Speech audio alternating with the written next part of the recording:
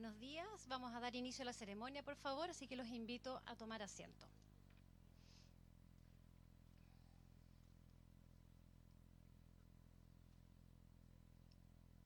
También les pido, por favor, si pueden silenciar o apagar sus celulares. Muchas gracias.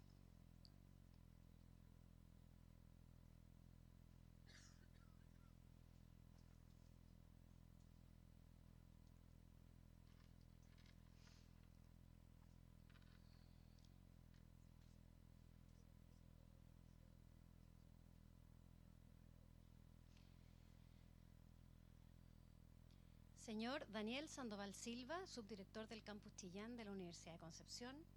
Señor Mauricio Oyarzo Aguilar, presidente de la Sociedad de Estudios Regionales. Señora Macarena Dávila Vera, directora regional de Corfo Ñuble. Señor Elías Carmat Sánchez, jefe de carrera de Ingeniería Comercial Campus Chillán de la Universidad de Concepción. Bienvenidos. Hoy presentaron sus excusas don Pedro Rojas García, director del Campus Chillán de la Universidad de Concepción, la señora María Eugenia González Rodríguez, decana de la Facultad de Ingeniería Agrícola de la Universidad de Concepción, y la señora Vanessa Elizondo Cerda, jefa de carrera de Derecho del Campus Chillán de la Universidad de Concepción. En el año 2006, un grupo de académicos e investigadores interesados en fomentar la generación multi e interdisciplinaria de conocimiento científico relacionado a las ciencias regionales, crean la Sociedad Chilena de Estudios Regionales SOCHER.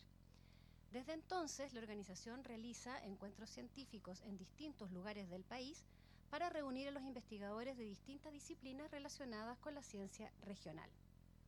Un año antes, en 2005, se abre en el Campus Chillán de la Universidad de Concepción la carrera de Ingeniería Comercial, asumiendo la misión de generar, desarrollar, transmitir y difundir conocimiento, competencias y valores en el área de las ciencias empresariales y económicas, preparando líderes innovadores y con sentido de responsabilidad social. Luego, en el año 2008, y con el mismo espíritu, la carrera se alberga bajo el alero de la Escuela de Administración y Negocios, fortaleciendo así los vínculos con el medio.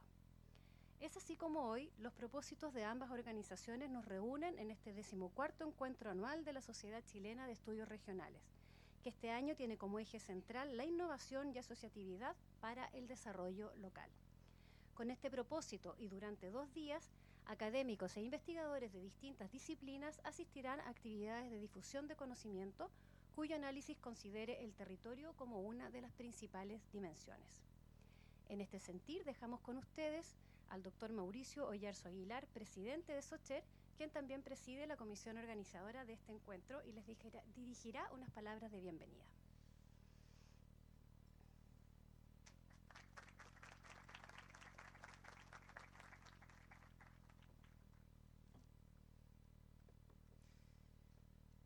Buenos días, sí, todavía buenos días. Buenos días a todas y todos, estimados colegas, amigos, veo muchos amigos por todos lados, participantes, amigos de la red y autoridades presentes. Para mí es un honor darle una cordial bienvenida a nombre de la presidencia de la Sociedad Chilena de Estudios Regionales. Actualmente soy el presidente en ejercicio, finalizo este año, luego me sucede otro Mauricio, así que la cosa queda entre Mauricios. Entonces, este 14 encuentro es bien especial porque se organizaron 2 actividades en conjunto. Gracias al financiamiento que de alguna forma gestionamos a través de la directiva de SOCHER, también logramos becar alumnos de Latinoamérica para venir a la primera escuela de verano. En el marco de las actividades de SOCHER, entonces esta fue una actividad previa que duró 2 días con 27 participantes de diversos países de Latinoamérica. En esta oportunidad me gustaría también destacar la participación de quienes fueron las profesoras y profesores de esa escuela de verano, que los tenemos por acá, a la doctora Mónica Navarrete, al doctor Moisés Obaco y a la doctora Ladies Franco, quienes participaron como facilitadores y transmitieron todos sus conocimientos a los participantes de esta actividad. Bueno, ahora volviendo un poco al encuentro, en este encuentro contamos con más de 100 trabajos en exposición en diversas temáticas que profundizan en temáticas en torno a la ciencia regional y los estudios regionales. Las temáticas tradicionales que se presentan en Socher rondan en torno a temáticas en economía regional y urbana, estudios territoriales, socioespaciales, economía ambiental, dinámicas laborales y entre otras sesiones que abordan transición energética, economía de los recursos naturales también, y lo que de alguna forma refleja este espíritu interdisciplinario que tiene la red, que es tradición desde su creación hacia la fecha. De manera especial, entonces, también incorporamos 3 sesiones especiales que se enfocaron, bueno, se están enfocando porque se está desarrollando en gobernanza regional, políticas públicas y asociatividad. Temáticas que son ejes centrales para las decisiones y el diseño de soluciones a medida de los desafíos que enfrentamos actualmente las regiones en Chile. Además, bueno, aparte de toda la organización del Congreso, también invitamos a los asistentes a poder potenciar sus redes de contacto, a poder de alguna forma también a generar ideas de investigación dentro de la misma conferencia, a disfrutar de las actividades también sociales que se están ofreciendo durante estos 2 días y también el día de ayer. Algunos pudimos asistir a la actividad social, me imagino que les gustó, recibimos buenos comentarios. Y bueno, nada más que invitarlos para que sigan disfrutando de la conferencia, para que sigan expandiendo sus redes de contacto y para que ojalá esta actividad de la escuela de verano se institucionalice dentro de la red y también dentro de la agrupación LARSA, que Mónica Navarrete más adelante nos va también a dar una intervención respecto a eso. También Carolina Guevara, que es representante de la red ecuatoriana. Muchas gracias y disfruten el Congreso.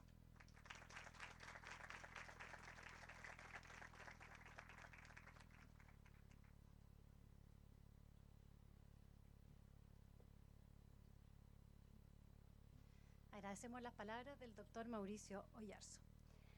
Fomentar los estudios regionales no es solo una cuestión académica, sino una necesidad estratégica.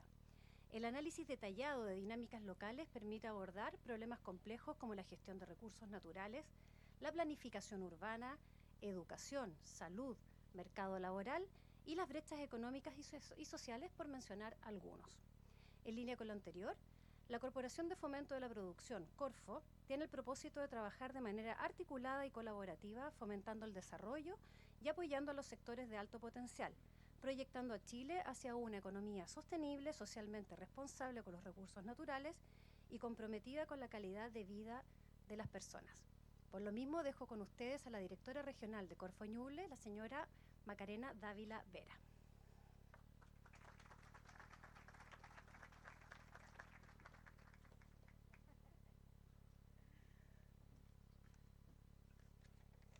Muy buenos días a todas y todos, académicos, autoridades, académicos, estudiantes, ¿cierto?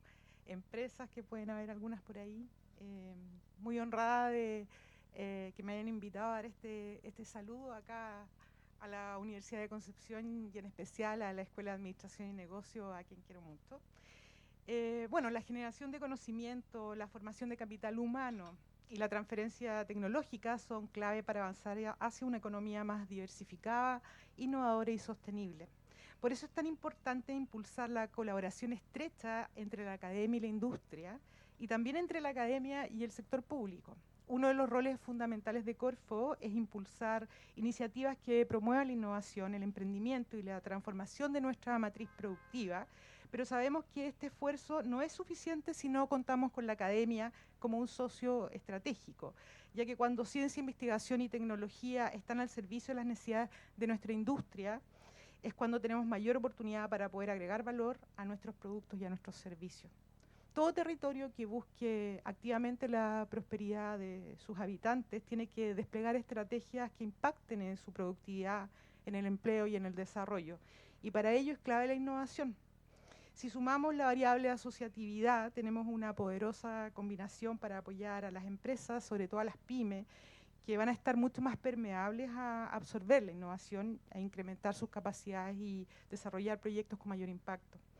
En este camino hacia la innovación, el trabajo que se hace dentro de las universidades es fundamental, porque entrega información basada en evidencia, para mejorar el diseño de lineamientos, políticas públicas y toma de decisiones en materias sociales, económicas, medioambientales, bueno, entre otras, que afectan a nuestra sociedad y a los territorios. La academia también es un nexo entre distintos actores del territorio, gobierno, empresas, sociedad civil, ¿cierto?, que promueve la colaboración y el desarrollo de proyectos conjuntos, tal como lo está haciendo el Distrito de Innovación de esta universidad. Esta colaboración es fundamental para identificar oportunidades de diversificación económica basada en las características y recursos de nuestra propia región. Por eso instancias como la SOCHER ayudan a que lo que ocurre en los laboratorios y en las aulas no se quede allí, sino que impacte la productividad en el empleo y el bienestar de los habitantes de nuestra región y de nuestro país, ¿cierto? Y región también como Latinoamérica. Una relación fluida entre Estado, industria y academia, entre quienes usan el conocimiento y quienes lo generan, es un eje clave en la búsqueda de soluciones que impacten en la sociedad y contribuyan a mejorar la posición del país, el territorio, en este escenario global de innovación. Muchísimas gracias.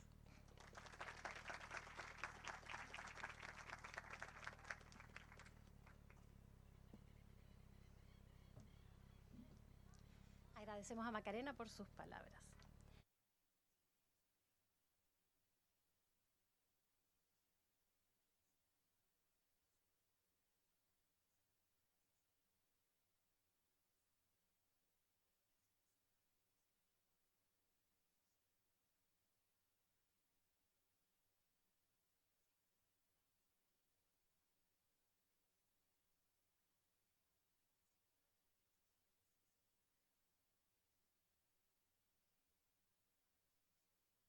De Ciencia Regional, o LARSA, por sus siglas en inglés. La coopera como un organismo científico que promueve el conocimiento y el debate entre científicos regionales y académicos de campos relacionados, alentando la publicación de estudios académicos y prestando servicios para ayudar al avance del campo de la ciencia regional. Su directora ejecutiva, la doctora Mónica Navarrete Álvarez, nos dirigirá entonces unas palabras hoy.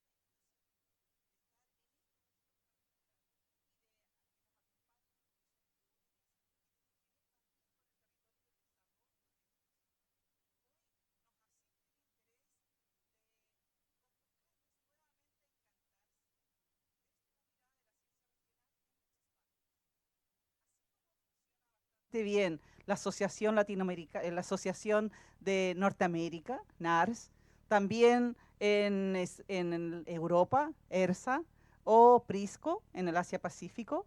La Asociación Latinoamericana ha retomado esfuerzos, ha retomado con fuerza el volver a organizarnos como en alguna vez lo hicimos. Y ya tenemos 3 hechos que comentarles y compartir con ustedes. El primero de ellos tiene que ver con lo que comentaba Mauricio, el resultado de una acción ya de colaboración y de optar a fuentes de financiamiento que todas estas asociaciones internacionales de ciencia regional comenzamos, ¿cierto?, a colaborar. Es la primera escuela de economía urbana que hemos hecho acá. Ahí tenemos entonces una participación a través de financiamiento para atraer estudiantes de distintas partes y estudiantes nuestros, ¿no? Esa es una primera actividad que hemos hecho.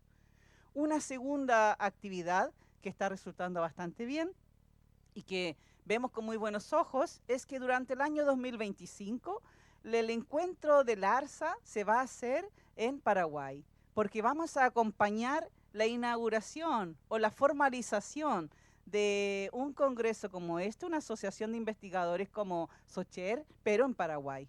Así que vamos a acompañarles y les vamos a hacer llegar a ustedes la posibilidad de acompañarnos con sus ponencias para compartir miradas, técnicas, etcétera, de cómo entendemos el estudio de la ciencia regional.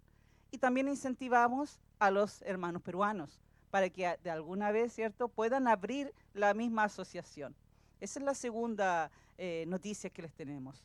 Pero la más importante, la que nos convoca hoy día y en donde tenemos todos los esfuerzos focalizados y en donde además le invito a celebrar los 20 años de Socher 2026, es que hemos logrado que por primera vez se haga el Congreso Mundial de Ciencia Regional en esta zona nuestra, en este continente, en Latinoamérica, que es en Quito, Ecuador.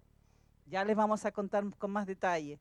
Por lo tanto, el 2025 nos vamos a volver a encontrar en la sede que ustedes elijan, en el territorio nacional, pero nos vamos a empezar a concentrar en buscar cómo vamos como equipo, como representantes, a ese encuentro mundial y en donde Latinoamérica tiene mucho que decir, mucho que aportar. Por lo tanto, les invito a pensar 2026, Quito. ¿En qué nos beneficia a los investigadores? Cada uno en su tarjeta tiene un código QR que nos lleva a una información, de modo que en el pago de la membresía podemos entonces optar a lo que significa pertenecer a una asociación internacional. Léanlo con detalle, convérsenos, cuéntenos si tienen alguna duda. Podemos salir a comentar nuestras investigaciones también, a recibir observaciones en otras partes del mundo que también están atentos a la ciencia regional. Y personas como nosotros nos van a compartir, ¿cierto? Y nos van a ayudar a mejorar nuestras investigaciones.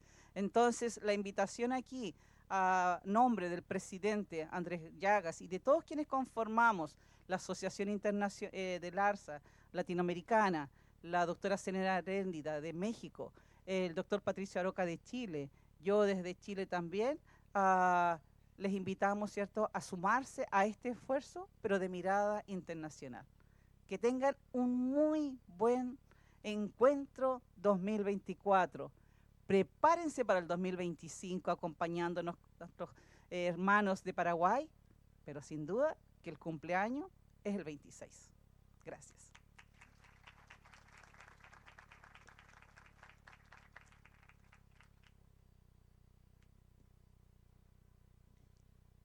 Y ahora, acompañando las palabras de la doctora Mónica Navarrete, dejamos a Carolina Guevara de la Escuela Politécnica, ¿no es cierto?, de Ecuador.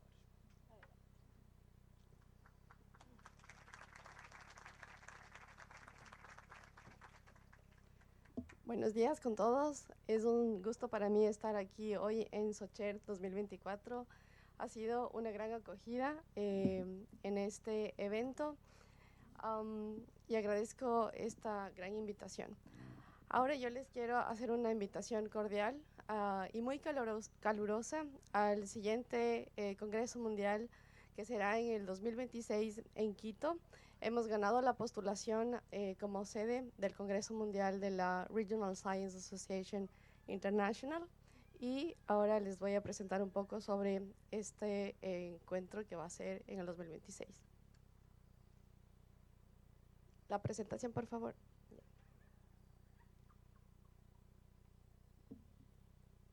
Bueno, Quito es, primero a los que no conocen Quito, Quito es una ciudad muy hermosa.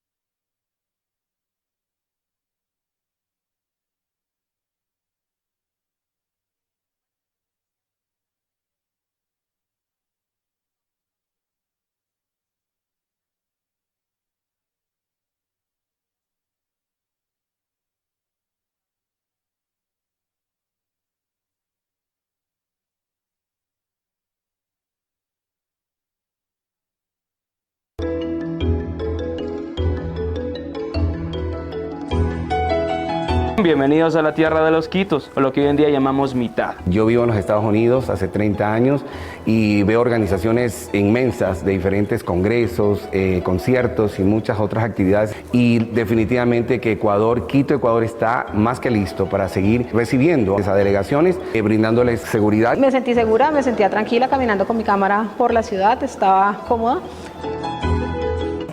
Que cómo no promocionan más en Europa Ecuador, porque es maravilloso, precioso. Así que animo a todos los españoles que se den una vuelta por aquí, que de verdad son unas vacaciones que merecen la pena. Me ha sorprendido lo ordenada que es, ¿no? Lo ordenada que es y que el transporte esté...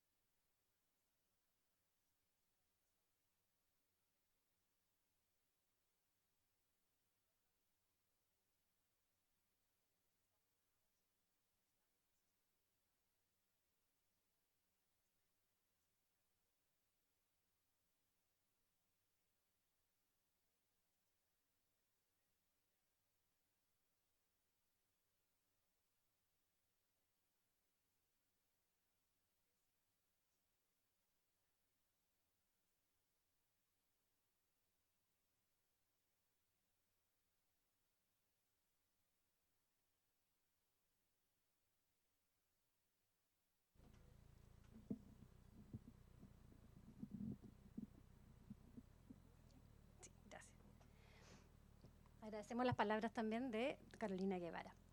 Detrás del crecimiento económico y convergencia de muchos países europeos se esconde una fragmentación entre el extraordinario crecimiento de las grandes ciudades y el empobrecimiento y despoblación de la periferia rural. No, perdón. Perdón. Ahora sí que sí. Parte de la complementariedad del conocimiento lo constituye su majestad la música, que con sus evocaciones nos permite trasladarnos desde nuestra realidad a la realidad del sonido y la armonía. Dejamos con ustedes al señor Fernando Flores, músico y compositor chillanejo, vocalista de la banda Ceratianos, quienes nos deleitarán con algunos temas de Soda Stereo.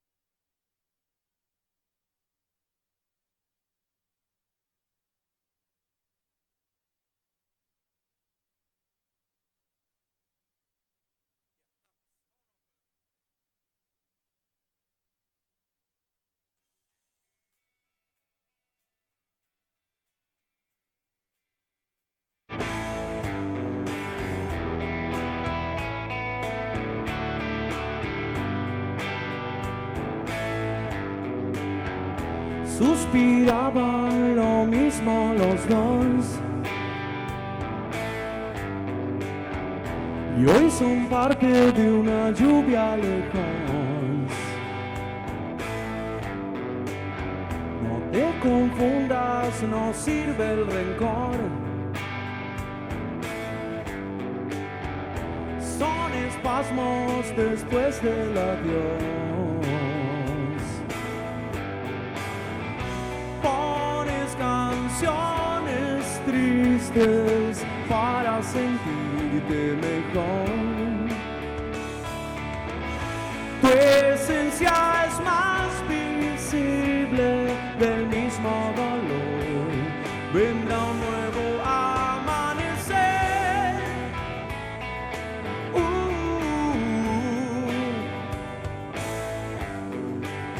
Tal vez colmaban la necesidad, pero hay vacíos que no pueden llenar. No conocían la profundidad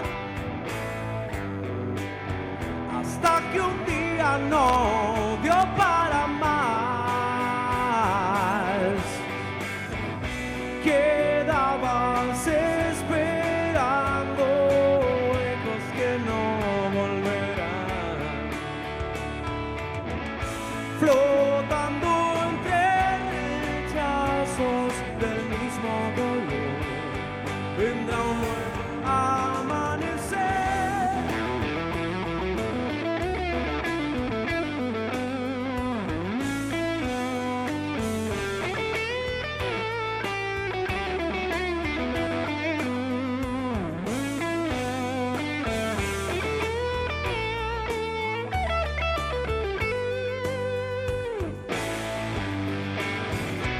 Separarse de la especie por algo superior no es soberbia, es amor.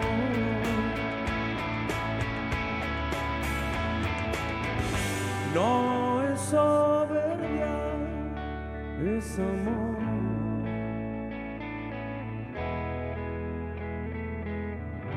Poder decir adiós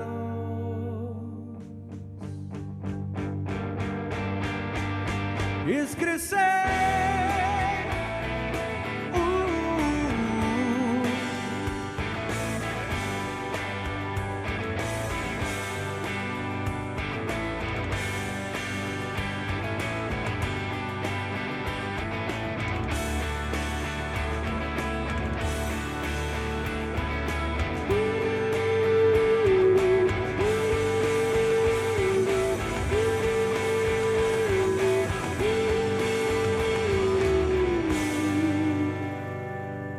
Gracias. Oye, como les dije, o sea, como me presentaron, mi nombre es Fernando Flores, soy de acá de Chillán. Los voy a invitar, porque siempre hay que aprovechar de hacer un momento publicitario. Los voy a invitar a seguirme en Instagram como Feña Flores, ahí si me etiquetan en alguna historia, todo eso sirve. Y ahí después también pueden conocer mi música.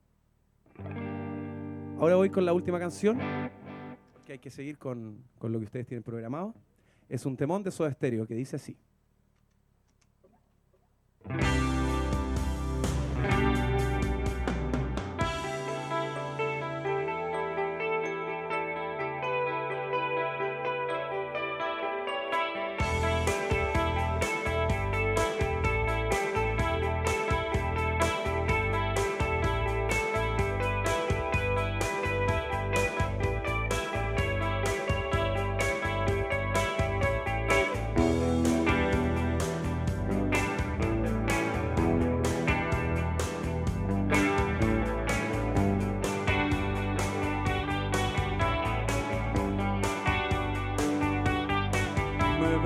Volar por la ciudad de la furia,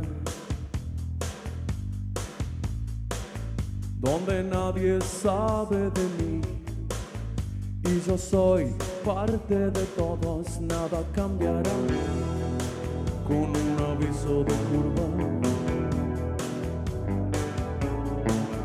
En sus caras veo el temor. Ya no hay fábulas en la ciudad de la furia.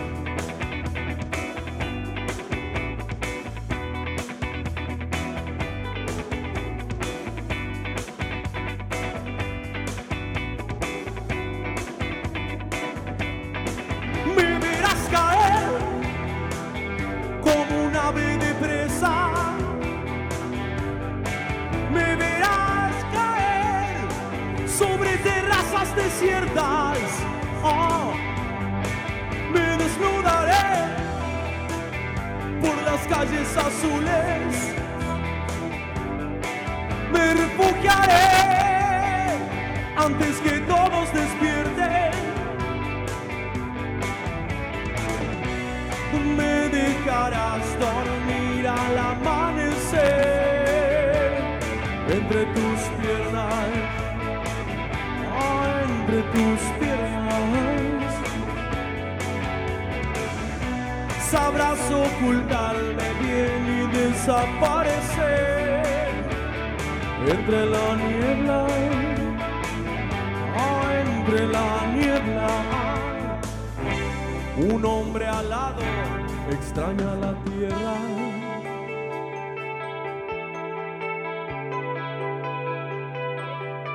Me verás volar por la ciudad de la furia, donde nadie sabe de mí y yo soy parte de todos. Con la luz del sol se derriten mis alas.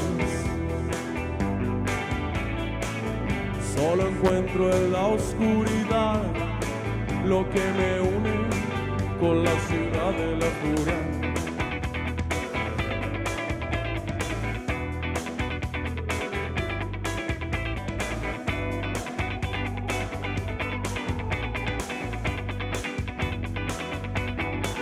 Me verás caer como una flecha salvaje. Me verás caer entre vuelos fugaces. Oh, Buenos Aires se ve tan susceptible. Es el destino de furia, es lo que en sus caras persiste. Me dejarás dormir al amanecer entre tus piernas, entre tus piernas. Sabrás ocultarme bien y desaparecer entre la niebla, entre la niebla. Un hombre alado prefiere la noche.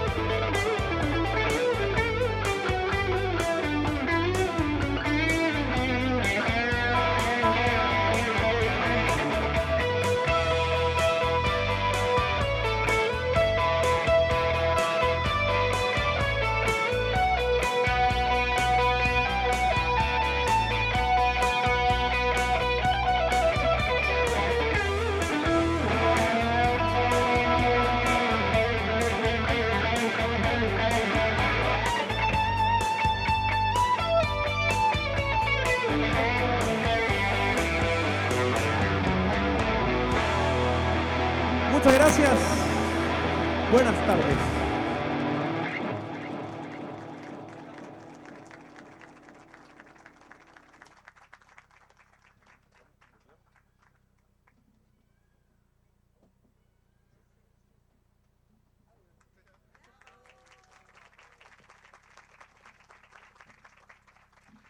Gracias totales.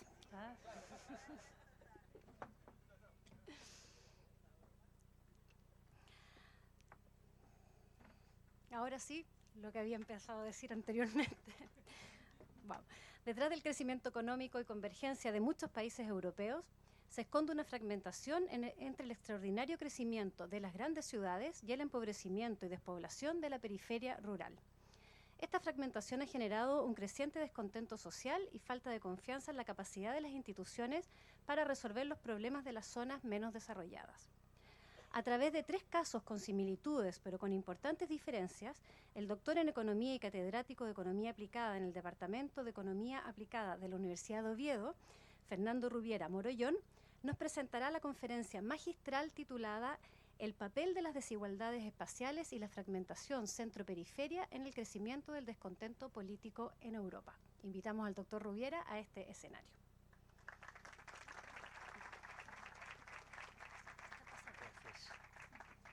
Muchas gracias. Bueno, creo que he llegado al...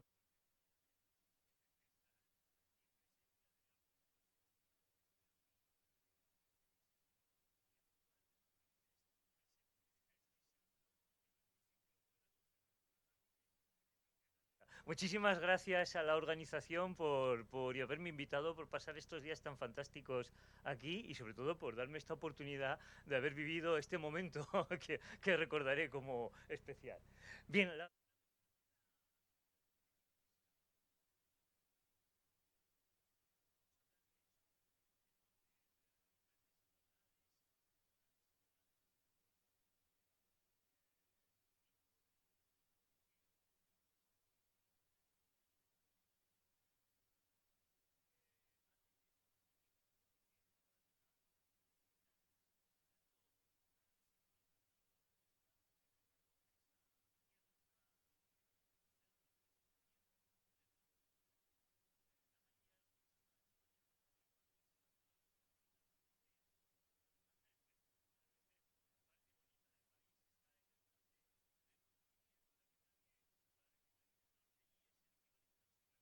es decir, es verde, está lleno de agua y es especialmente bonito.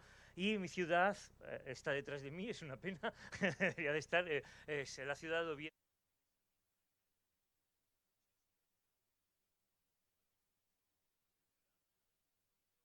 De conexión con Chile a través de Antofagasta, de manera que conseguimos unir 2 puntos periféricos. Esto no lo ha conseguido nunca Iberia, pero lo consiguen las universidades, unir Antofagasta y Oviedo de modo directo, ¿no? Sin pasar ni por Madrid ni por Santiago, ¿no? Pero bueno, bien, entrando en materia.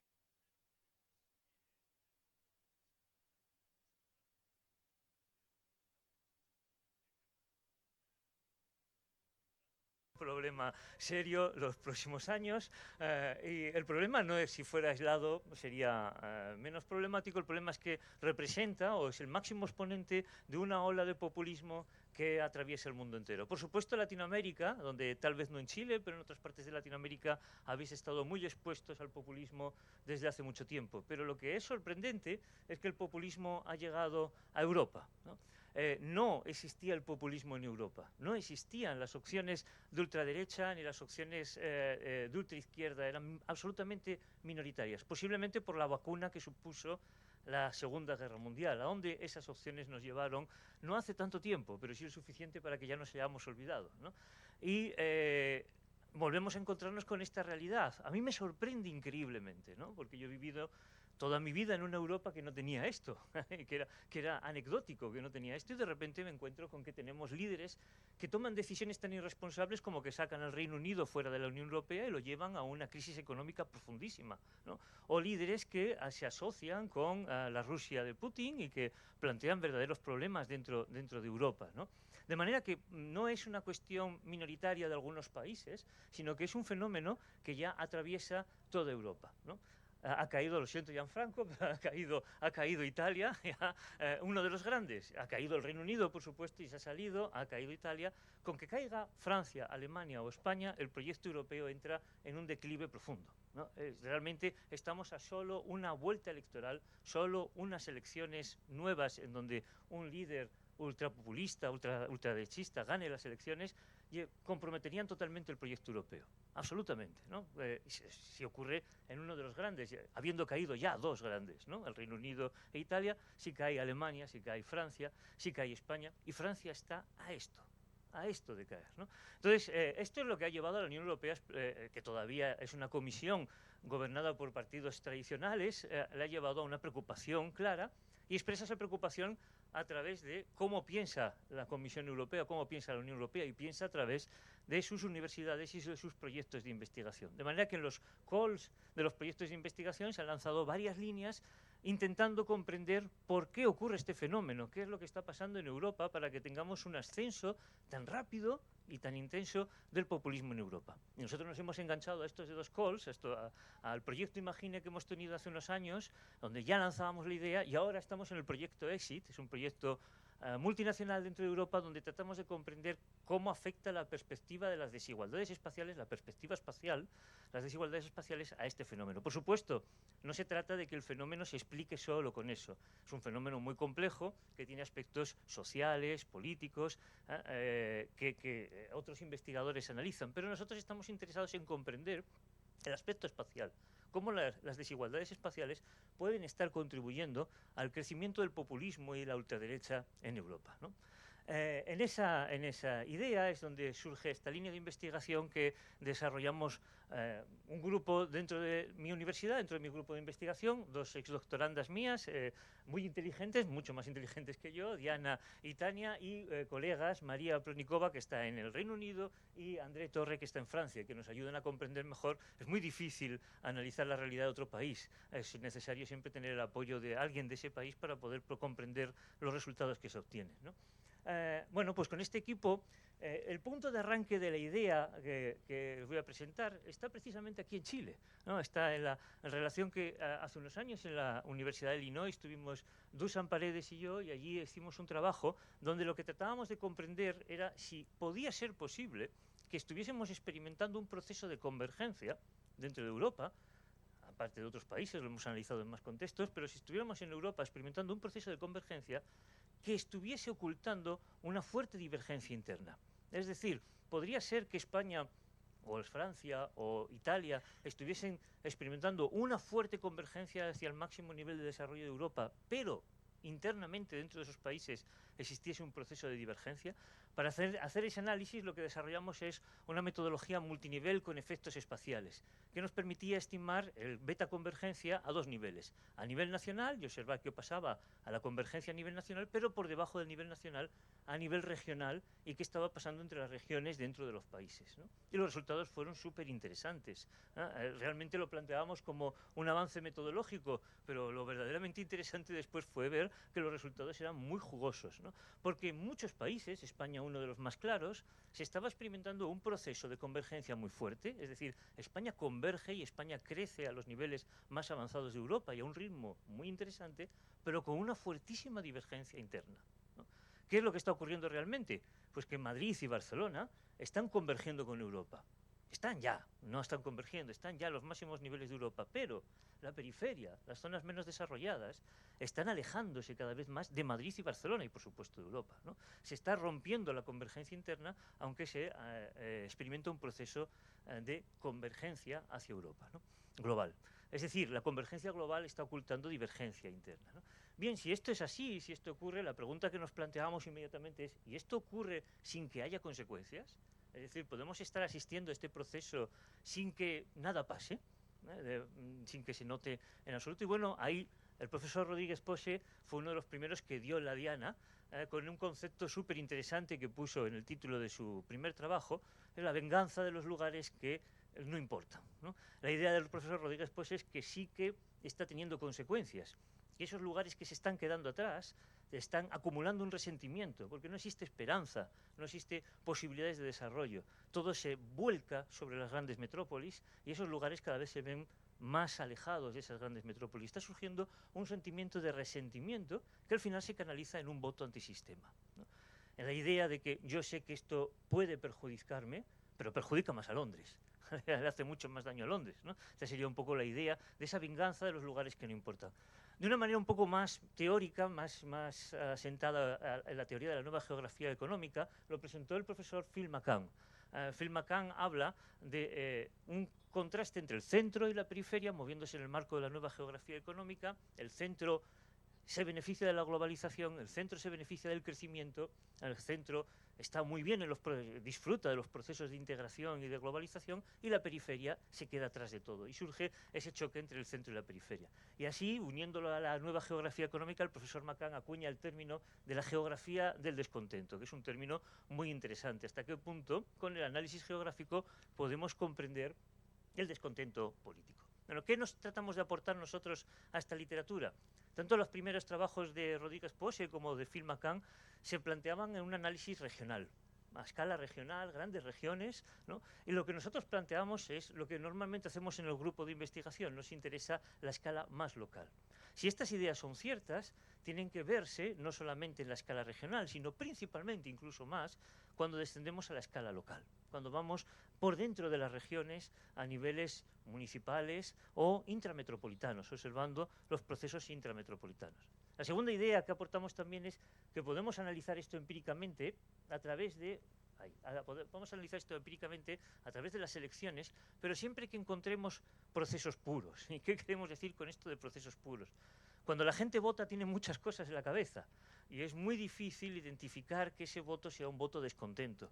Porque a veces es una integración con un líder que es muy carismático. O hay otros problemas. En el caso de España hemos tenido los problemas de la independencia de Cataluña o el intento de independencia de Cataluña que altera mucho el mapa político. Cuando la gente vota a la ultraderecha en España, está votando descontento, está votando anti-independencia de Cataluña. No lo tenemos claro, ¿no? Es decir, que para poder hacer un análisis espacial de estas dinámicas, un análisis de geografía del descontento a escala local, necesitamos tener casos muy puros, donde la gente tenga muy claro que está votando en contra del sistema, ¿no? ¿Tenemos esto? Bueno, pues hay uno que ha sido muy claro, ha sido un caso muy puro, el Brexit, ¿no? Es un laboratorio fantástico porque ahí estaba muy claro lo que se estaba votando, ¿vale? Estaba votado, por supuesto que todo el mundo estaba influido por el carisma que pudiera tener Boris Johnson, sorprendente, pero lo tenía, o por otras circunstancias. Pero al final la gente tenía claro, estoy votando anti el sistema, estoy votando anti Europa, estoy votando anti globalización, o estoy votando pro sistema, pro Europa, pro status quo, por mantenerme tal y como estaba. No, al final, en el momento de escoger la papeleta, la decisión era muy clara. Ahí sí que podemos hacer un análisis de la geografía del descontento a escala local. Y es muy interesante porque cuando vemos la distribución del voto, aquí tenemos la distribución de la renta en el Reino Unido y aquí tenemos la distribución del voto, algunas imágenes pesan mucho y se toman su tiempo. Ahí, la distribución del voto en el Reino Unido, ¿no? Y lo que podemos ver es que hay base para analizarlo porque hasta cierto punto vemos que son negativo y positivo de una misma fotografía, hasta cierto punto, ¿no? ¿Qué planteamiento hemos hecho? Bueno, pues lo que hemos propuesto es un modelo espacial donde incorporamos la dimensión espacial en el modelo para ver las interrelaciones espaciales, pero sobre todo lo que nos preocupa es incorporar las variables que la literatura previa, los trabajos de Rodríguez Posse o de Phil McCann, pero también la literatura de sociología política, ha determinado como cuestiones relevantes en las decisiones de voto, ¿no? Por ejemplo, hemos tenido en cuenta aspectos demográficos, aspectos educativos. Lo que dice la teoría es que la población más envejecida, en el Reino Unido al menos, ha votado más contra la Unión Europea y más a favor de salirse de la Unión Europea, ¿no? O los niveles educativos. Menor nivel educativo tiene una mayor propensión de voto anti-Europa, ¿no? Pero también hemos tenido en cuenta aspectos de especialización económica de los territorios, nivel de desempleo, otras variables. Pero donde queríamos prestar atención es en las variables que nos informan acerca de la desigualdad. Especialmente hemos calculado un índice de Theil para cada municipio para ver la desigualdad interna dentro del municipio y cómo eso podía afectar al voto, pero queríamos ver la desigualdad entre municipios. La idea que os comentaba de cómo las desigualdades entre unos municipios y otros podía estar influyendo en el voto. Y ahí hemos incorporado un índice que hemos llamado DIF, porque la diferencia, o sea, no nos da la cabeza para mucho más, ¿no? Donde lo que hemos calculado en este índice es la posición relativa de cada municipio con respecto a los de su entorno. Si mi municipio está mejor que los municipios de su entorno, este índice saldrá positivo. Cuanto mejor, cuanto más distancia tengo con respecto a los municipios de mi entorno, será más alto. Si mi municipio está peor que los municipios de mi entorno, este índice será negativo, y más negativo cuanta peor sea la situación. En cierto modo, nos está dando un indicador específico de la desigualdad local, de mi posición relativa en términos locales. Nuestra hipótesis es que esa desigualdad local pesa más en la decisión del voto que la desigualdad a escala nacional. ¿Vale? Al final la gente no valora tanto si yo estoy mal en el contexto de España en su conjunto, sino mi municipio está peor que los de mi entorno, porque esto es lo que veo. Está peor que el municipio de al lado, está peor que la gran ciudad, ¿no? Esta es la idea que acaba pesando más en la generación de un descontento dentro de ese municipio, ¿no? Es la hipótesis que planteamos, ¿no? Bueno, los resultados voy directamente saltándome muchas cuestiones metodológicas y todo esto, que por supuesto podemos hablar de ello en los próximos días, pero los resultados que hemos obtenido son muy interesantes en las variables que podríamos decir variables de control. Más o menos concluimos lo mismo que todos los trabajos previos. Por ejemplo, en el Reino Unido es verdad que la edad ha pesado mucho. La población mayor del Reino Unido ha votado mucho en contra de la Unión Europea, probablemente porque tenían en mente una idea de un Reino Unido anterior, que ya no existe ni existirá, ¿no? y que tenían en idea esta idea de Reino Unido pasado, ¿no? También ha pesado muchísimo la educación. A menores niveles educativos, más voto anti-Europa. A mayores niveles educativos, más voto pro-Europa, ¿no? Pero quería fijarme sobre todo en las variables que tienen que ver con la dimensión espacial. Curiosamente, la primera que habíamos propuesto, el TEI, la desigualdad interna del municipio, no sale tan relevante, ¿vale? No nos sale tan significativo, y sin embargo la variable de diferencias con respecto a otros municipios sí que sale claramente significativa y con el signo que esperábamos en nuestra hipótesis. Si mi municipio está mejor que los de mi entorno, voto más por el sistema, me mantengo más en mi sistema. Si mi municipio está peor que los de mi entorno, voto más contra el sistema, en contra del sistema. Tengo una propensión al voto en contra del sistema mucho mayor. ¿Qué concluiríamos? Voy pasando muy rápido porque quiero mostrar los otros casos, que es donde vamos viendo más sustancia en los resultados, ¿no? Pero ¿qué concluiríamos aquí? Bueno, la primera idea que concluiríamos es que las básicas conclusiones que todos los análisis hacen a escala nacional o regional se mantienen y en muchos casos se refuerzan, son más claras y más contundentes cuando descendemos a la escala local, ¿vale? Pero lo que nosotros vemos es que el peso, el contraste entre la evolución que tienen las grandes metrópolis, las grandes ciudades y sus entornos menos desarrollados es muy grande en la generación de un sentimiento antisistema. Básicamente, y esto ya interpretando los números, interpretando los resultados, lo que ocurre es que Trump no gana las elecciones porque sea muy fuerte en los estados pobres. Es verdad que ahí es donde arranca su punto de partida, ¿vale? Pero gana las elecciones en el momento en que conquista los municipios pobres del entorno de Nueva York o los municipios pobres del entorno de Los Ángeles, ¿no? Y en ese momento es cuando realmente sorprenden todas las encuestas y arrasa no en los estados pobres donde se esperaba que iba a arrasar, sino también en los estados ricos, donde existen bolsas de pobreza, donde se hace muy fuerte. Eso es lo que vemos para el caso de Europa. Lo he puesto con el ejemplo de Trump porque lo visualizamos muy claro, pero sería un poquito lo que vemos para el caso de Europa. La ultraderecha se hace fuerte en el entorno local, aunque arranque en ese entorno regional, las diferencias regionales, ¿no?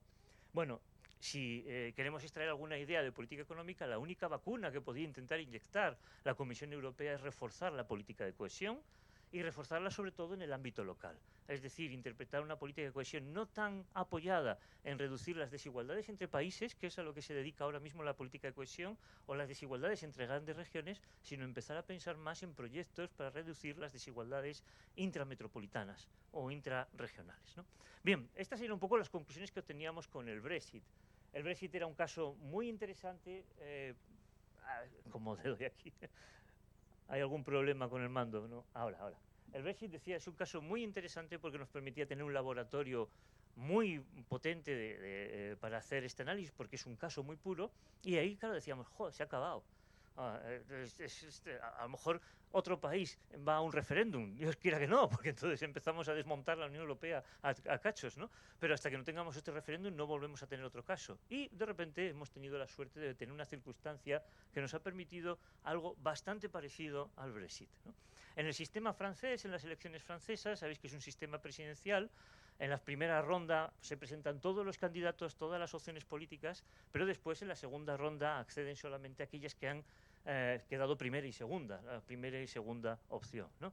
Eso llevó en la segunda ronda de las elecciones francesas del 2022, creo que han sido, 2022, en la segunda ronda de esas elecciones francesas se llevó a esta situación súper interesante para los objetivos de nuestro trabajo. La oposición de dos líderes, Macron, que básicamente representaba el sistema, Europa, la estabilidad, el status quo, ¿vale? O Le Pen, que básicamente era la opción rupturista, ultraderecha, rupturista y antisistema y anti-Europa, ¿no? Básicamente. Además, con una situación muy interesante. La mayoría de los franceses no habían votado ni a uno ni a otro, ¿no? Lo que pasa es que estos dos pasan por los pelos, por unos porcentajes muy pequeños, pasan a la segunda vuelta. De modo que en la segunda vuelta se espera que capturen sus propios votos, los que habían tenido en la primera vuelta, pero la mayoría de los franceses tienen que elegir antisistema o prosistema porque no le gusta a ninguno de estos dos líderes, ¿no? En la mayoría de los casos. Luego, no es el Brexit, no es perfecto, pero es lo más parecido que hemos podido encontrar. Tiene una ventaja el caso francés, y la ventaja que tiene es que Francia tiene unas estadísticas maravillosas, espectaculares, que todo científico social le gustaría tener. Tiene una realidad municipal fascinante, 30.000 municipios. 30.000 municipios, es una locura administrativa, pero es una base de datos espectacular, ¿vale? Hablar de 30.000 municipios en un país como Francia es hablar que tenemos barrios, llegamos a un nivel de barrios, ¿no? Datos muy buenos para esos 30.000 municipios, en series temporales bastante largas para esos 30.000 municipios, ¿no? Luego, el caso no es tan puro como el del Brexit, pero los datos son mucho mejores, entonces hay un quid pro quo aquí interesante, ¿no? Bueno, ahí tenemos, por ejemplo, la distribución de la renta en esos 30.000, casi 30.000 municipios, y la distribución del voto a Le Pen. Y de nuevo vemos que hay espacio para el análisis, hay cuestiones interesantes en ese mapa, ¿no? Entonces, reproducimos en la medida de lo posible exactamente el mismo análisis que hicimos para el Brexit, para poder comparar las dos realidades, y porque teníamos en la mayoría de los casos datos muy similares o incluso mejores para el caso francés. El marco general, aspectos de empleo, aspectos de especialización económica, pero sobre todo la variable de diferencias espaciales locales y otras variables que nos informan acerca de las desigualdades. Aquí tenemos los resultados para Le Pen. Vamos a empezar por la opción ultraderechista, que perdió, afortunadamente, por poquito, por muy poquito, ¿no? Los resultados para Le Pen nos muestran que en general todas las hipótesis es muy interesante el caso francés, y en el paper tratamos de recogerlo en la medida de lo posible todo, porque tenemos, por ejemplo, muy buenos datos de inmigración. Y ahí, por ejemplo, que en el Reino Unido no lo pudimos analizar en profundidad, es súper interesante lo que observamos. La inmigración, en el lugar donde se concentra, no favorece el voto ultraderechista, es bastante lógico. O sea, la inmigración no favorece, pero en los municipios de su entorno dispara el voto ultraderechista de una forma muy clara. Además, pudimos ver que aquellos municipios que están más expuestos a la inmigración durante más tiempo es en los que más fuerte es esta propensión al voto ultraderechista, ¿no? Entonces, pudimos ver cosas, otras eran exactamente iguales que las que concluíamos en el análisis del Reino Unido. Hay matices, la edad no es tan claro, la edad en el Reino Unido era un factor muy determinante, en Francia no es tan claro, no parece que la gente mayor de Francia tenga ese recuerdo de una Francia imperial o algo por el estilo, ¿no?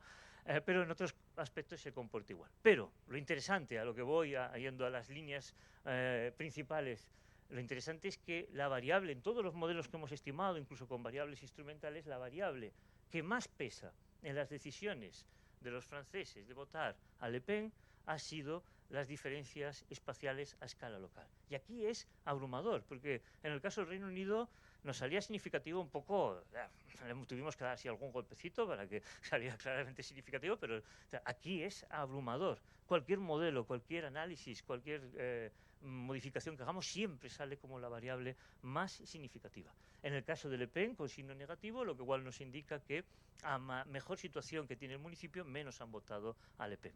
En el caso de Macron es brutal, ¿no? El comportamiento del resto de las variables es como el contrario, es bastante lógico, pero en el caso de las diferencias espaciales a escala local, la variable de diferencias espaciales es con diferencia abrumadora la variable que más explica el éxito de Macron, ¿no?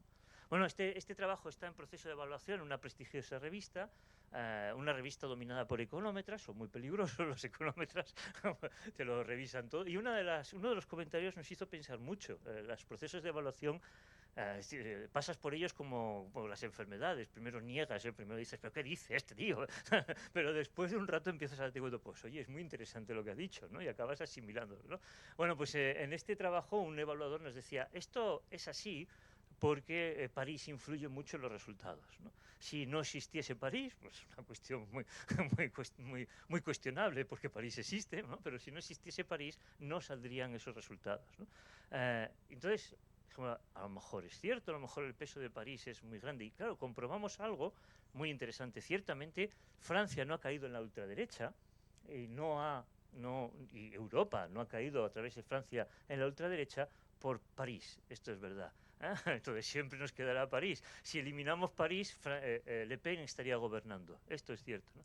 Pero lo interesante es que eliminamos París.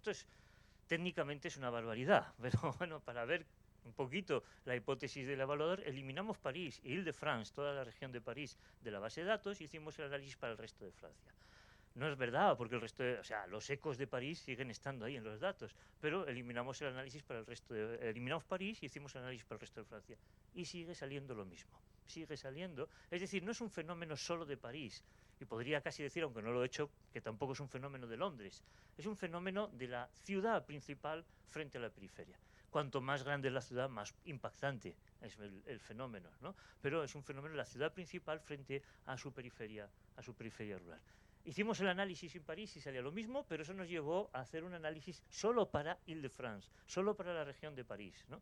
Y lo que pudimos ver en ese análisis, esta es la región de Île-de-France, y ahí vimos que el voto es radical. Es decir, en París y en los barrios ricos de París casi nadie votó a Le Pen, prácticamente, ¿no? Pero en la periferia de París, lo que ha conformado el gran descontento del cinturón amarillo, los cinturones amarillos y todas estas manifestaciones, casi nadie votó a Macron, prácticamente todo el mundo votó a Le Pen. Gente que incluso en la primera vuelta probablemente habría votado por una opción de izquierdas, de Mélenchon, en la segunda vuelta opta por una opción de ultraderecha. Entonces esto es muy interesante porque en el fondo nos está confirmando, detrás de ese voto ultraderecha, lo que hay es un descontento con el sistema muy fuerte. Y detrás de ese descontento existen muchos factores, pero la desigualdad espacial es uno de ellos y es uno de los que pesa, es uno de los que tenemos que tener en cuenta, ¿no? Conclusiones, de nuevo, bueno, salto este modelo, que es el que hicimos para Île-de-France, pero conclusiones.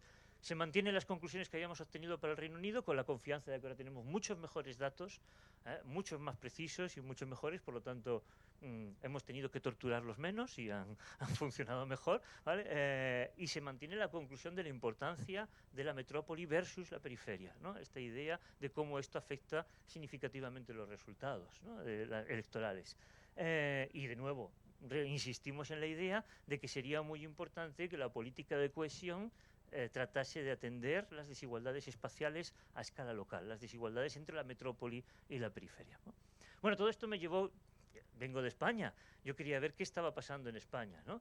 En España no estamos tan mal como en Francia, nuestra ultraderecha sigue siendo minoritaria, pero es el tercer partido político ya, ¿eh? Es el tercer partido político, no tiene opciones de gobernar en solitario, pero influye increíblemente en el discurso político y altera el discurso político de la derecha tradicional, que se está convirtiendo casi en una ultraderecha sin quererlo, ¿no? Porque surge una competencia entre las derechas, ¿vale? A ver quién es más machito, más ultraderecha, ¿no? Y entonces al final está influyendo mucho. Con un 20% de los votos está influyendo muchísimo en el discurso político español, ¿no? Yo quería ver si en el caso de Vox, este ya no es un caso puro, pero también me servía para ver hasta qué punto era importante esto de buscar casos puros, entre comillas, ¿no? Entonces quería ver si en el caso de Vox podíamos encontrar cosas parecidas, a ver si consigo ahí, cosas parecidas. Esta es la distribución de la renta en España, ¿vale? Para ver hasta qué punto, y ya veis que es un poquito diferente a la que observábamos para Francia o el Reino Unido, donde el impacto de la ciudad y su periferia se va notando a lo largo de todo el mapa. Aquí es así también, pero es el eje Madrid-Barcelona. Aquí tenemos en Madrid, Barcelona, el eje que se genera entre Madrid y Barcelona es donde realmente se concentra la riqueza. En cuanto te alejas hacia el sur o hacia el oeste, vamos cayendo, ¿no? Asturias está cerca, suficiente como para ser un poco ricos, ¿no? ahí nos llega un poquito del efecto, ¿no?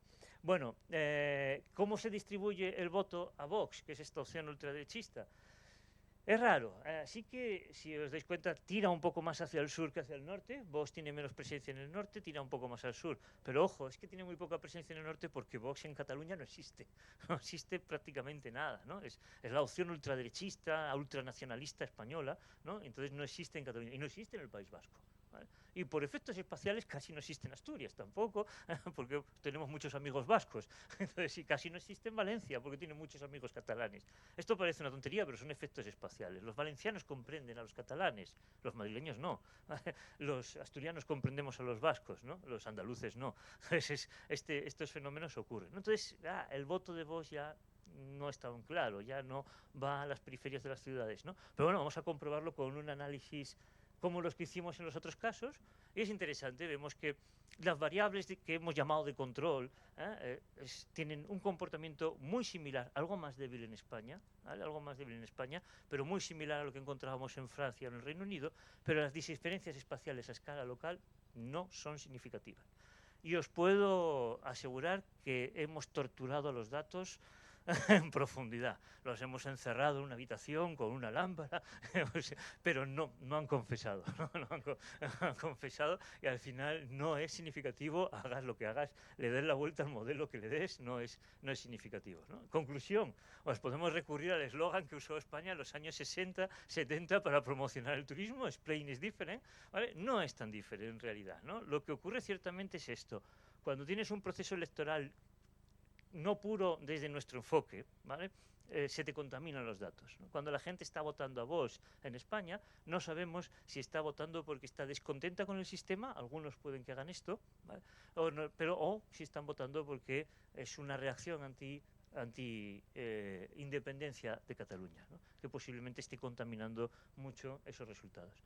Es interesante porque en las siguientes elecciones que hemos ido estudiando, en la medida que el problema de Cataluña está bajando de volumen, está desapareciendo, solo había que escucharlos, nada más, está bajando de volumen, está desapareciendo, en la medida en que eso está teniendo menos peso, el comportamiento de España en las elecciones se parece cada vez más al de Francia y al del Reino Unido.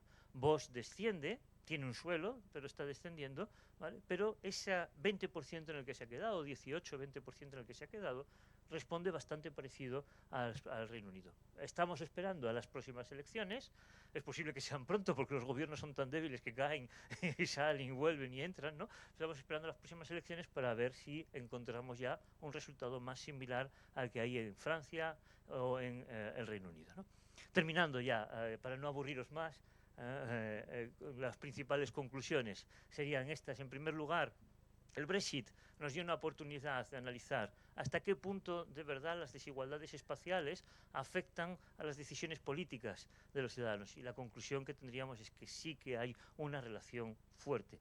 Me gusta mucho esta línea de literatura que han abierto Rodríguez Pose y Phil McCann, porque por primera vez volvemos a poner el fenómeno de las desigualdades espaciales en el top de la agenda, que se nos había quedado por ahí porque ya no sabíamos más qué decir, ya, las desigualdades espaciales para arriba, para abajo, ya lo comprendemos todo sobre las desigualdades espaciales, pero ahora estamos empezando a analizar las consecuencias de las desigualdades espaciales, y puede que esto sea mucho más interesante para convencer de que no pueden crecer tanto las desigualdades espaciales, porque pueden acabar hundiendo un proyecto político como el proyecto de integración europeo, ¿no?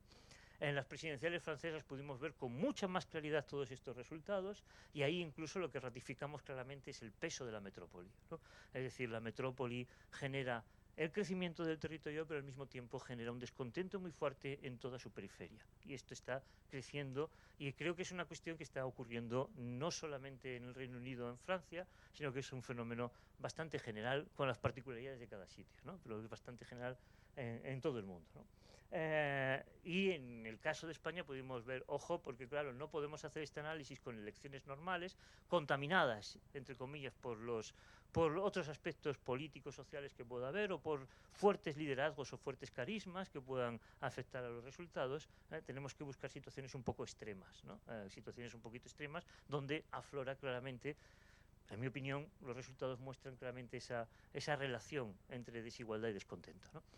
Muchas gracias, y quedo a vuestra disposición para los comentarios, ideas que tengáis. Gracias.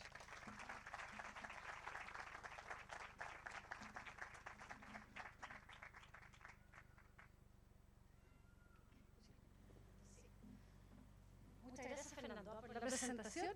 Y Carolina, la doctora Carolina Guevara, de la Escuela Politécnica Nacional, va a comentar la presentación de Fernando y también va a darle espacio a las preguntas.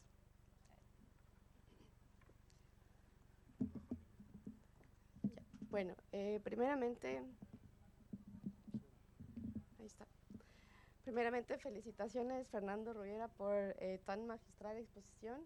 Fue un gusto leer el trabajo y todos los resultados que a la final demuestran la importancia del espacio en los análisis económicos, en este caso en la dinámica de las elecciones en los diferentes países del global norte. Que también creo que pueden traspolarse al global sur, ¿no? Porque en nuestros territorios también tenemos una desigualdad importante entre territorios dentro de los países y creo que esas desigualdades pueden influir también sobre la motivación de las personas para votar sobre una corriente u otra corriente. Bueno, las posturas políticas se dividen principalmente en gobiernos de derecha e izquierda. Como mencionabas, de ultraderecha son quienes están captando estos votos de la gente descontenta en los países europeos. Sin embargo, cuando yo pienso en este fenómeno, me surge una contradicción, porque los gobiernos de ultraderecha tienen esta ideología de disminuir la intervención del gobierno en las economías. Entonces, para las regiones pobres, esto estaría, digamos, en detrimento de estas, ¿no es cierto? O sea, no les beneficia que estos gobiernos entren al poder porque van a disminuir el gasto, por ejemplo, social en asistencia, ¿no es cierto?, etcétera. Entonces, yo no sé por qué las poblaciones más pobres o las regiones más pobres tienden a votar por los gobiernos de ultraderecha que disminuirían esto, ¿no? Entonces, sería interesante, creo, tal vez analizar la inversión en gasto social que hayan hecho los gobiernos de derecha, por ejemplo, y ver cómo eso también influye en la percepción de los ciudadanos.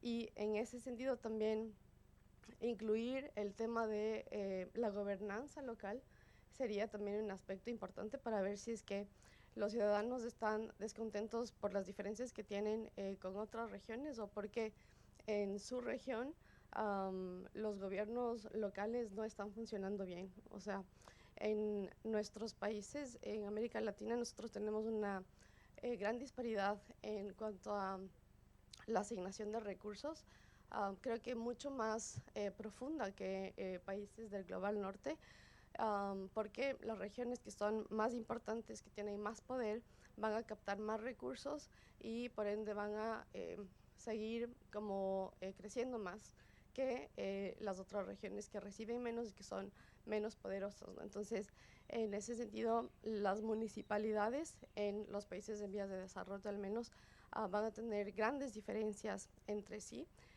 con las municipalidades más grandes con mayor desarrollo en detrimento de las más pequeñas. Entonces, creo que el rol de los gobiernos descentralizados sería interesante ver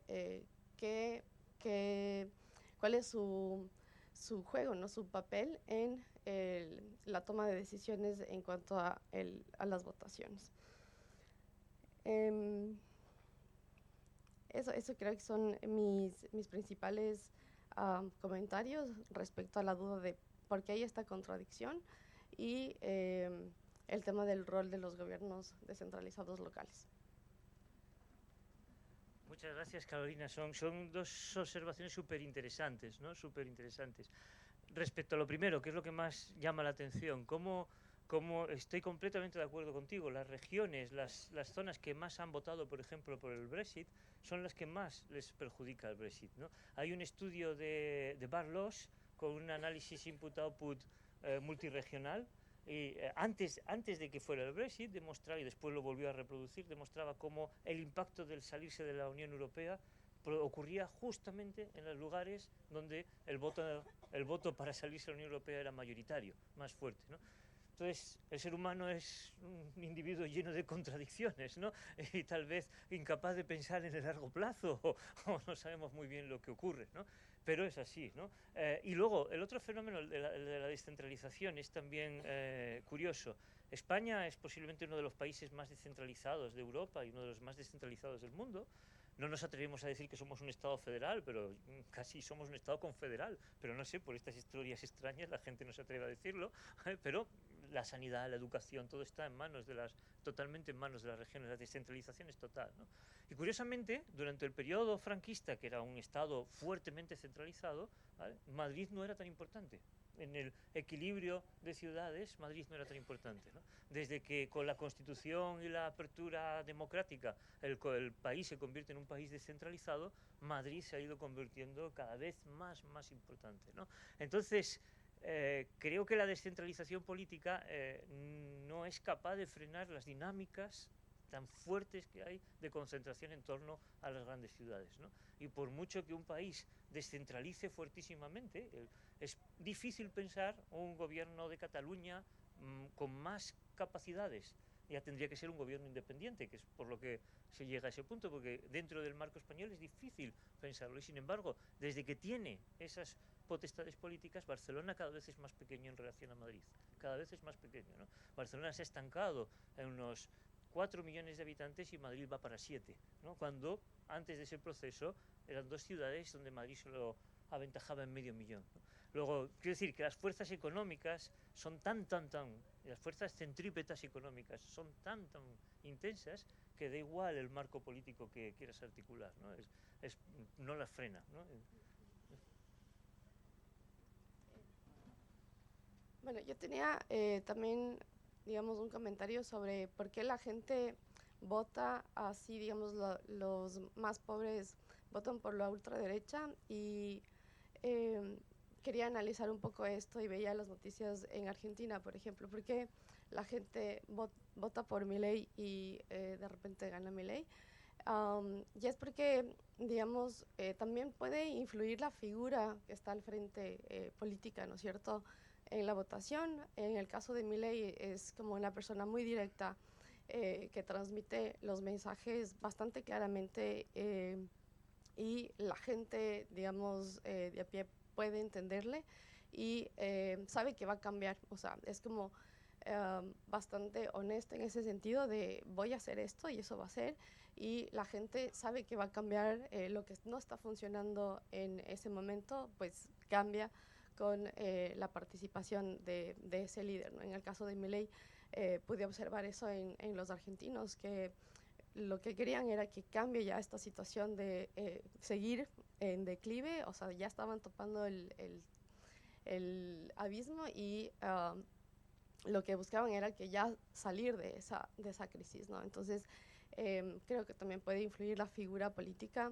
que está al frente, ¿no? En el caso de Francia, Le Pen también puede ser una figura bastante fuerte en ese sentido, pero como decías, París le salvó.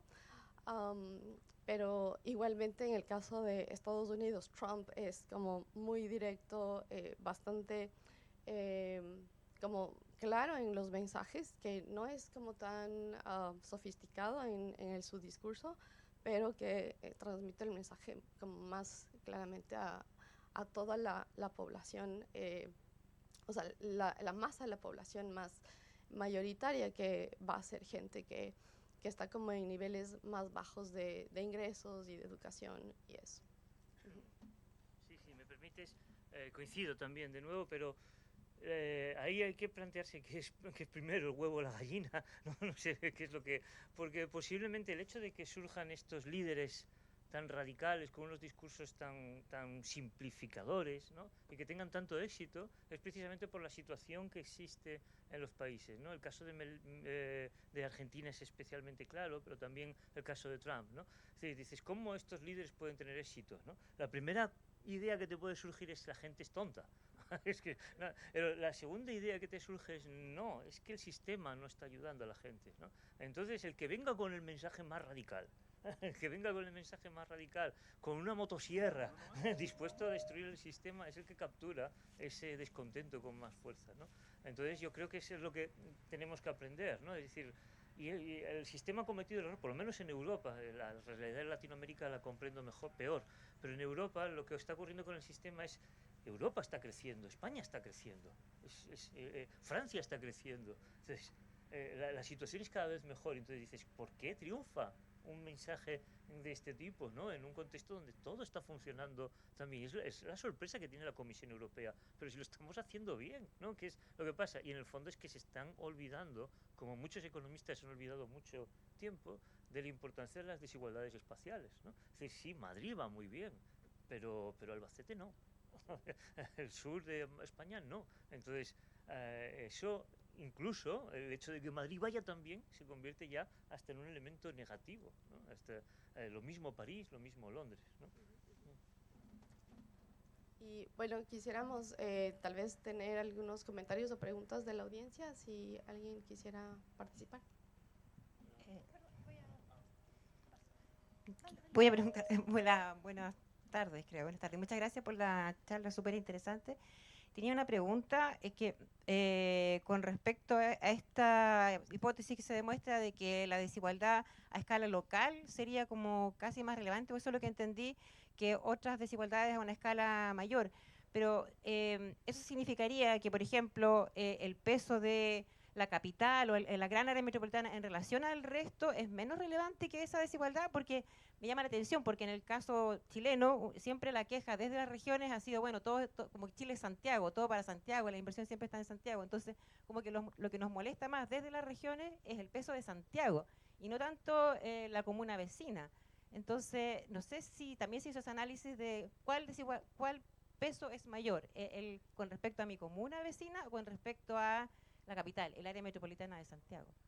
Sí, a ver, el trabajo no invalida las dos posibilidades, porque un poco el trabajo de Rodríguez Posse iba en esa dirección, ¿no? En la dirección, las regiones de la periferia son las que acumulan ese descontento y esa venganza de esas regiones frente a las regiones centrales de Londres, ¿no?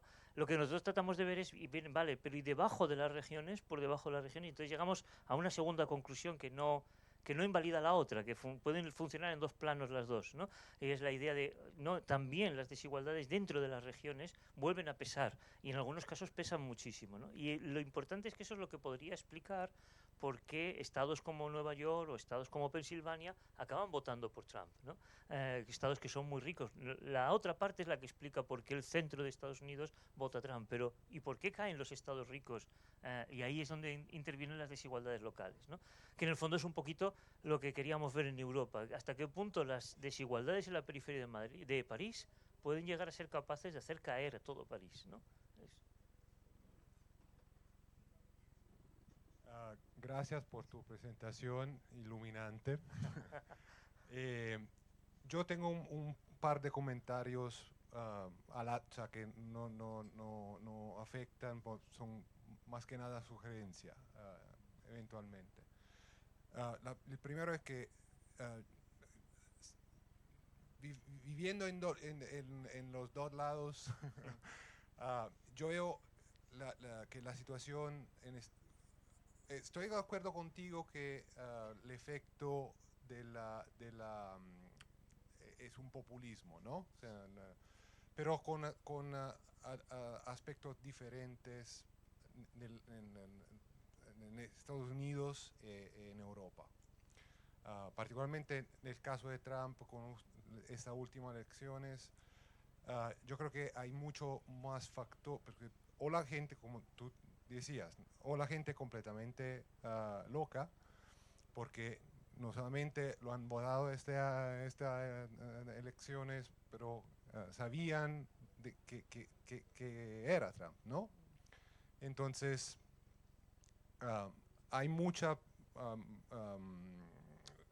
parte que, por ejemplo, el hecho de que Kamala no tuvo tiempo, básicamente, de hacer su campaña electoral. Son aspectos muy diferentes que pero llegan un poco a la misma situación en eso. Y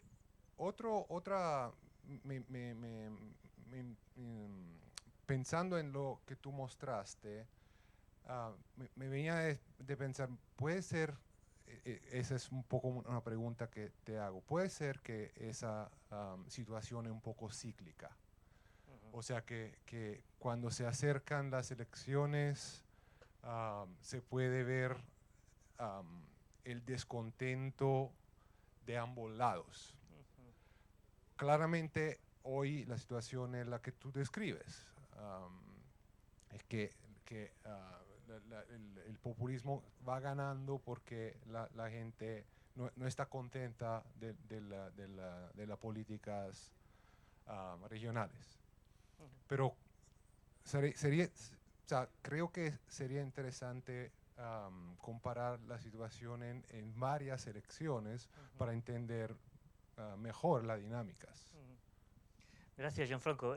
Gracias por los halagos que viniendo de ti son especialmente bien recogidos.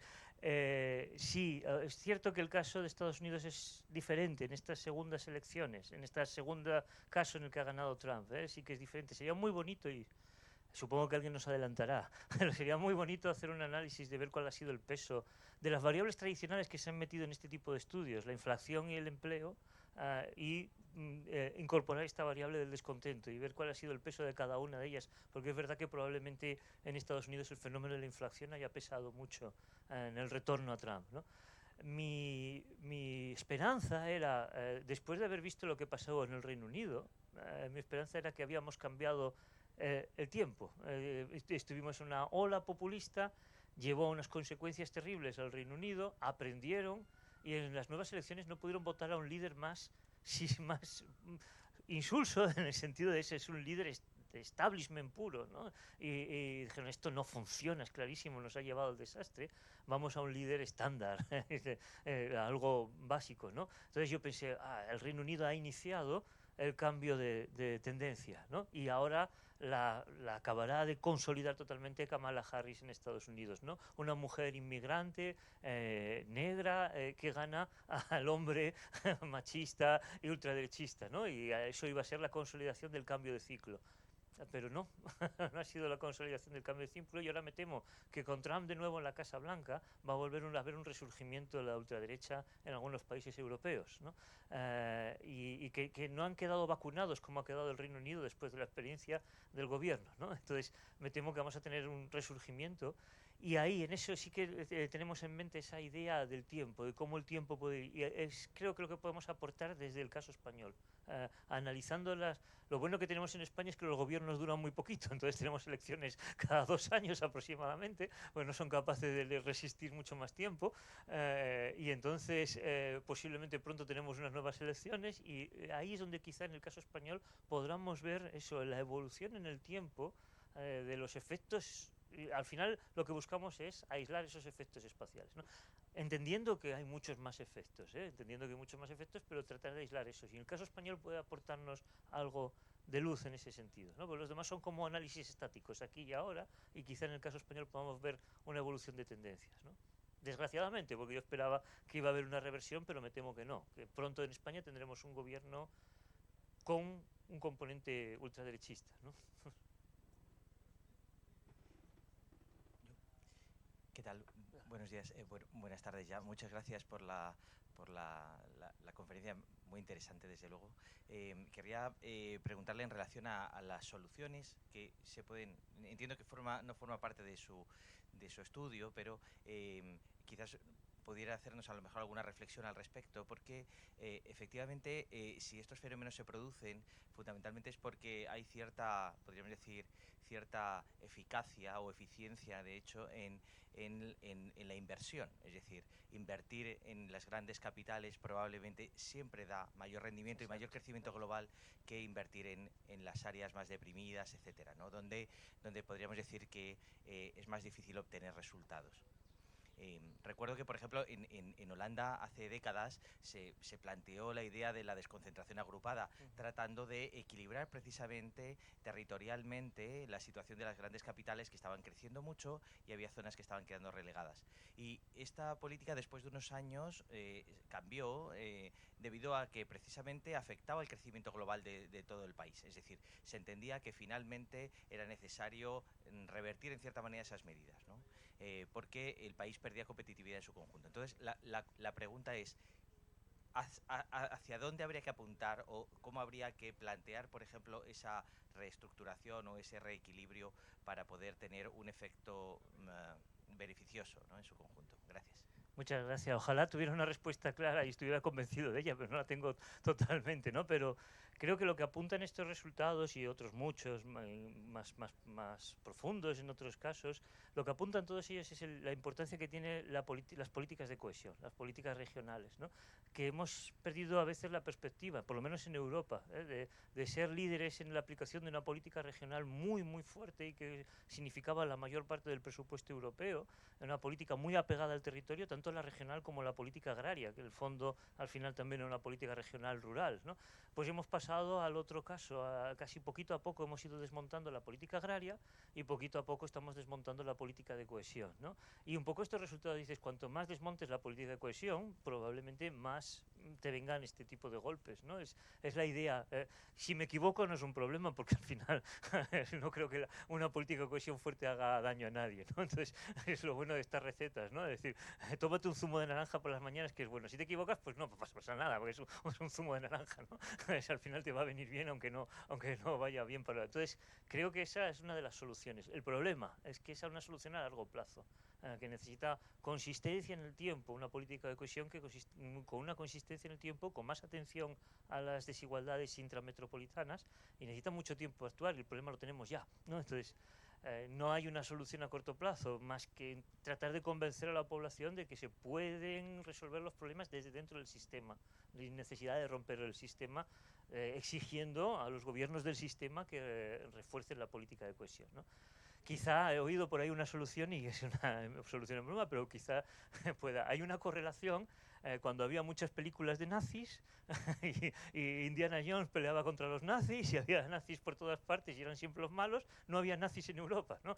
Han dejado de haber películas de nazis, hemos dejado de ver esto y de repente han vuelto los nazis a Europa. Entonces, tal vez igual tengamos que pedirle a Hollywood que vuelva a poner a los nazis en el lado malo, ¿no?, de las películas, ¿no?, para actuar a más corto plazo, ¿no? Pero en el largo plazo la política de cohesión, ¿no?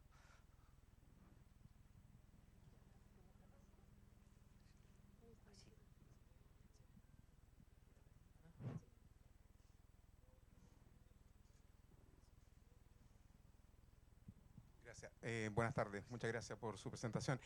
Yo quería preguntar lo siguiente. El fenómeno de desigualdades espaciales o territoriales me parece que no es nuevo, ¿cierto?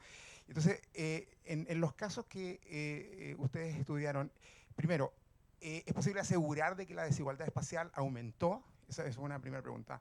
Lo segundo, como hipótesis, digamos, ¿cabe la posibilidad que en realidad la población de electores se transformó ahora en una que es más sensible a las desigualdades, digamos, se han traspasado umbrales de desigualdad que antes nos parecían tolerables? Antes, por ejemplo, cuando no teníamos esto, digamos. O es otra cosa, digamos. Y lo tercero es cuánto es responsabilidad del sistema político propiamente tal que da espacio para que en la oferta política alguien ubique esta mayor aversión quizás a la desigualdad y haga una oferta consistente, digamos, porque se trata de poder con votos, digamos. Bien. Son preguntas complicadas, no sé si sabré responderlas, pero a la primera pregunta, que es la que tengo más clara la respuesta, de si las desigualdades han aumentado, sí que han aumentado, ¿no? Y sí que en algunos casos más, en algunos casos menos, pero sí que han aumentado. Aceptando que ha habido un crecimiento general en Europa y que existen procesos de distribución. Fijaros que es interesante porque las desigualdades individuales en muchos países, no el caso de España, que sí que han aumentado también, pero en muchos países las desigualdades individuales se han reducido, ¿no? Pero las desigualdades espaciales han aumentado, ¿no? Entonces esto es también una cuestión interesante, ¿no? En el fondo es eso, es la fuerza que tiene el centro frente a la periferia.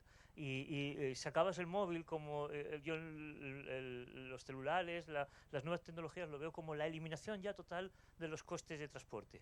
Entonces, en ausencia total de los costes de transporte, las fuerzas centrífugas han desaparecido, ¿no? Y ya solo quedan dejarnos rendirnos a la corriente fuertísima de las fuerzas centrípetas, ¿no?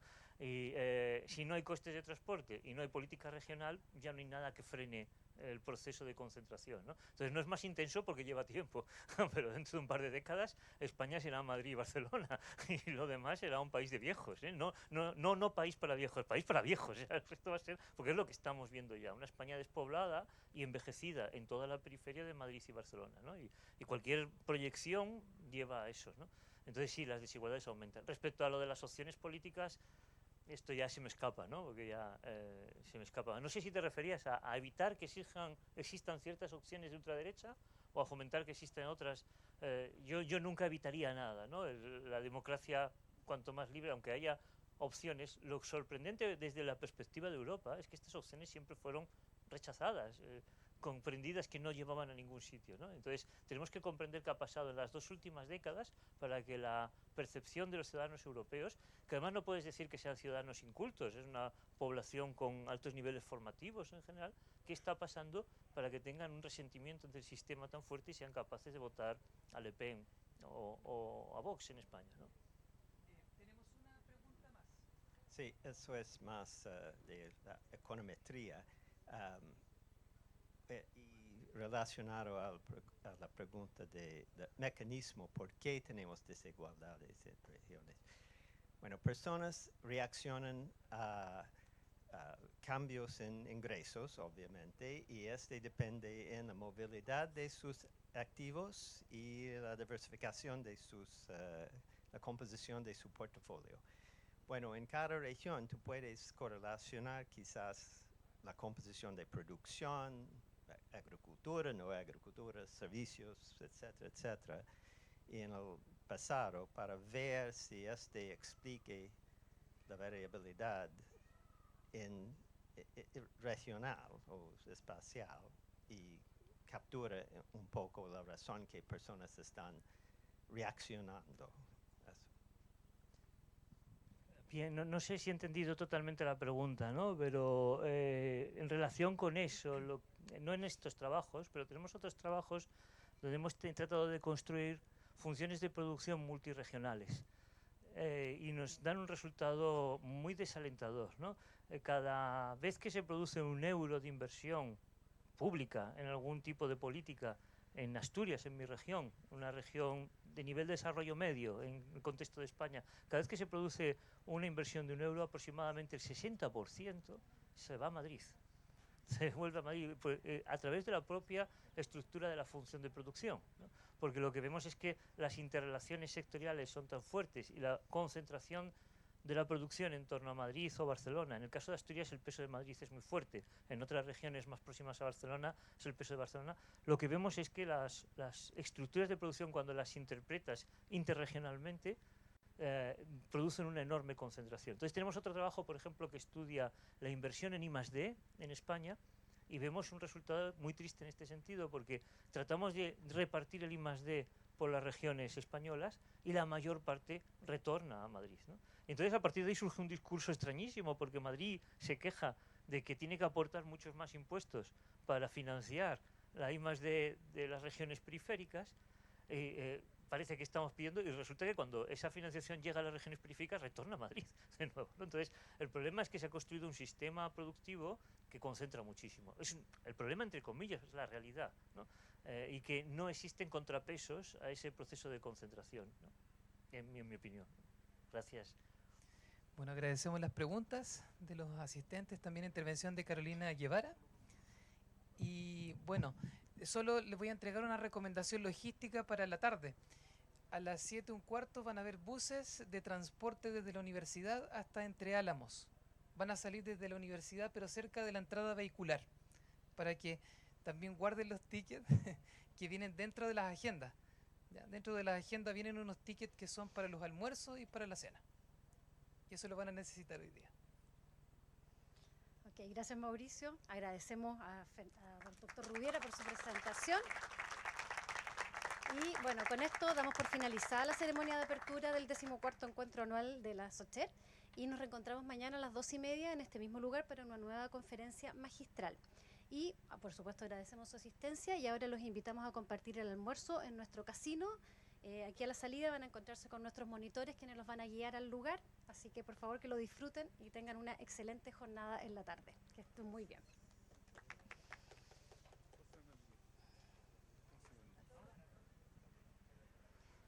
Este es de ustedes, ¿no es cierto? Sí. Sí, ya, perfecto. Mío.